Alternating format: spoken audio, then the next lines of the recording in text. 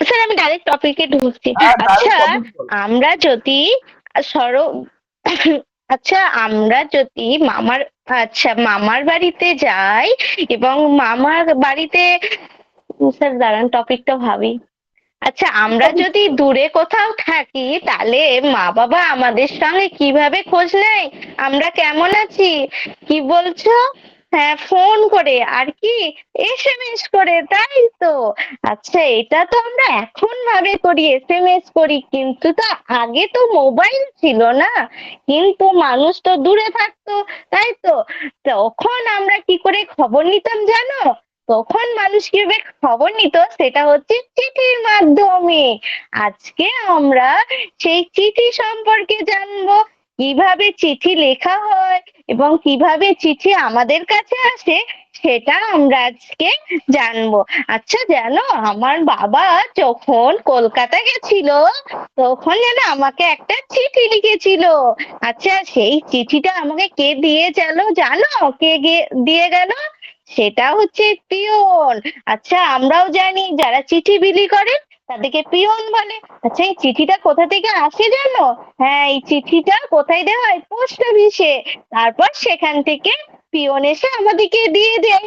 আচ্ছা, দেখবে এই যে চিঠিতে আমরা কি লিখেছিলাম, আমরা চিঠির ওপরে কি যাকে পাঠাবো তার ঠিকানা লিখেছিলাম, এবং দেখলাম তার নিচে কিছু একটা লেখা আছে, এবং সে বাবা কেমন আছে, এই যে তার শরীর কেমন আছে, এগুলো সব লেখা আছে।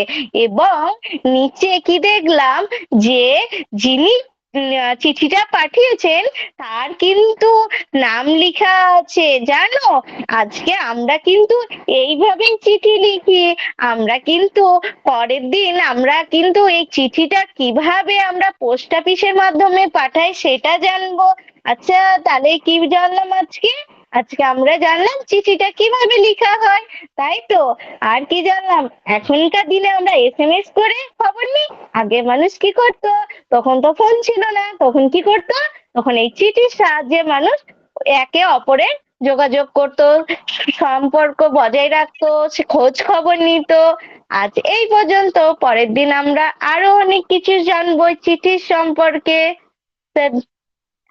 হ্যাঁ ম্যাডাম, ঠিক আছে, চিঠি সম্পর্কে বললেন। আর একটা জিনিস আপনি এই জায়গাটা একটা লক্ষ্য করেন, জিনিসটা আমি বলছি, সেটা হচ্ছে দেখুন, মোবাইল যতই আসুক, যতই ফোন আসুক, তো চিঠি লেখা কি এই পার্টটা কি টোটালি বন্ধ হয়ে গেছে, না সাহিত্য লেখাটা বন্ধ হয়ে গেছে?